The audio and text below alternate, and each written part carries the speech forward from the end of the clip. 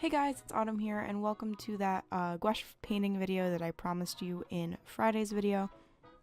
If you haven't seen Friday's video, I suggest you go check it out. It's where I explain the materials that I'm using in today's video, such as the Reeves gouache paint itself. Gouache is kind of like oils if you've never used them before, where you can, if you leave them on the paper or on canvas, depending on what you're using, and you can't finish your piece at the time that you're working on it, if you leave it and let it dry, you can still reactivate it later on.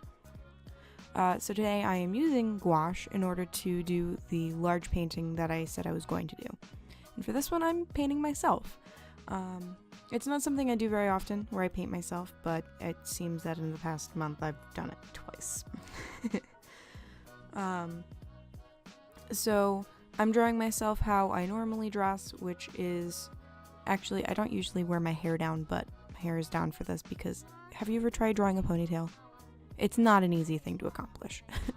So I'm wearing my hair down, but I have been doing that more often.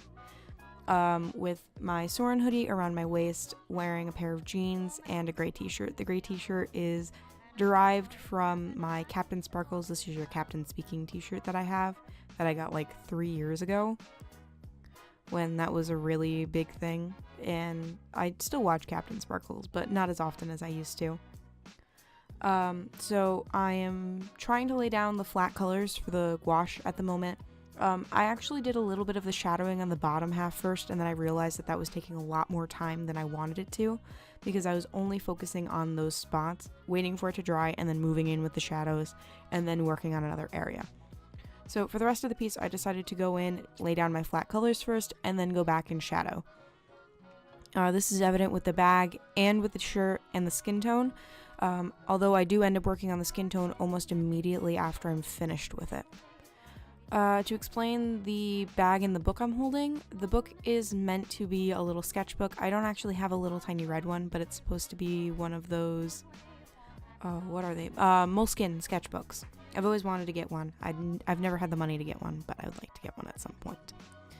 The bag at my side is actually a drawing bag that I kind of own. At least it's based off of that.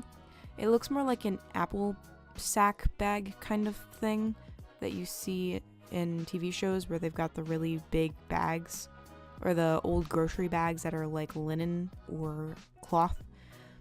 My bag is actually more of a jean material, and then it's got a brown strap and pocket tops, or the flaps for the pockets or whatever. What was I gonna say?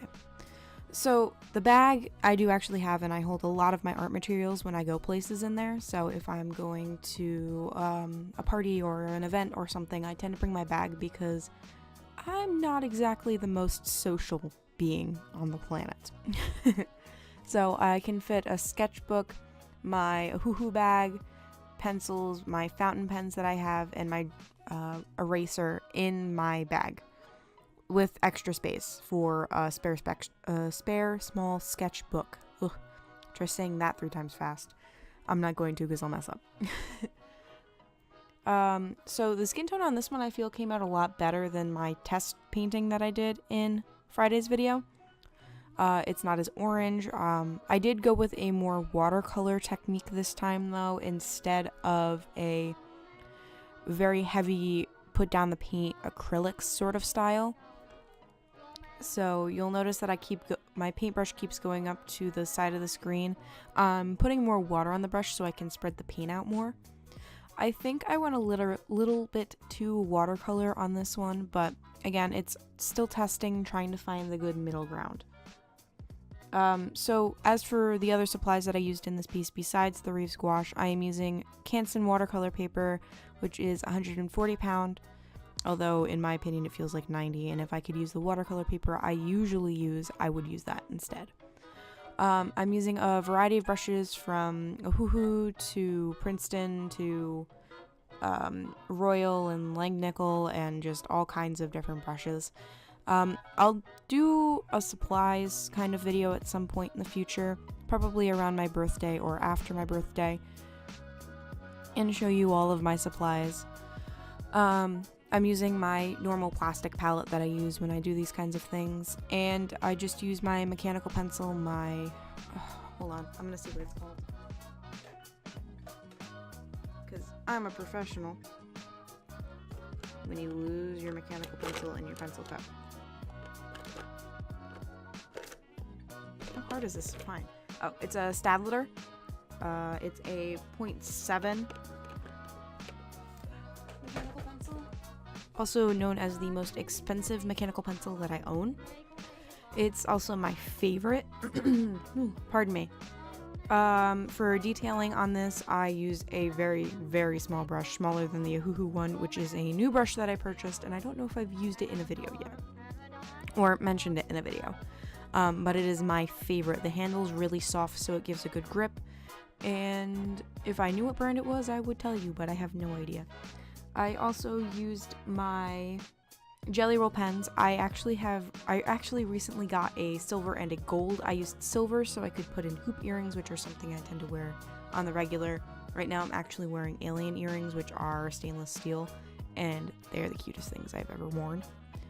I use the silver for earrings because you'll notice that I do not have them at the end of this video, and I put the little highlights on my eyes, my lips, and my nose, which is something I tend to do.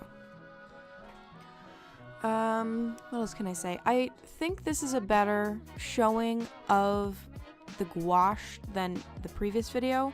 The previous one wasn't great because I was very careful. I was very scared to use the gouache or waste it in any way, shape, or form. So I tended to use a lot less. In this one, I wasn't as scared to waste it or overuse it or anything. So I went in full force with what I had and what I wanted to do. And I feel like it came out a lot better because I did that. Because I wasn't so scared to use the medium. Which I guess can be said for any new medium. Don't be scared to use it. Just go in and try it. If you don't like what you made, well, you tried. You're still learning. So I feel like I've actually learned a lot just from watching a lot of videos between last one and this one. Which really a lot of time hasn't passed, but feels like it has.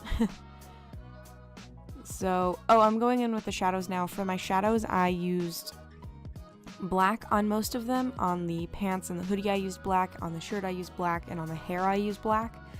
On my face, though, I used a burnt sienna to do the lining and then do the shadows because it was much lighter and it didn't drown out the skin as much.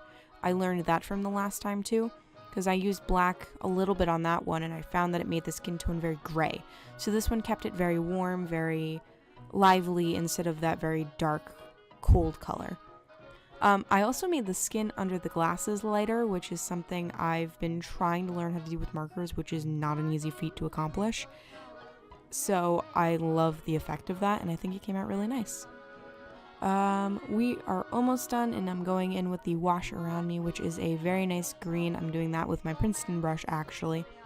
And I want to do this because otherwise the eyes kind of seem to blend into the background without that. So I went in and I put the wash in so it didn't blend as much.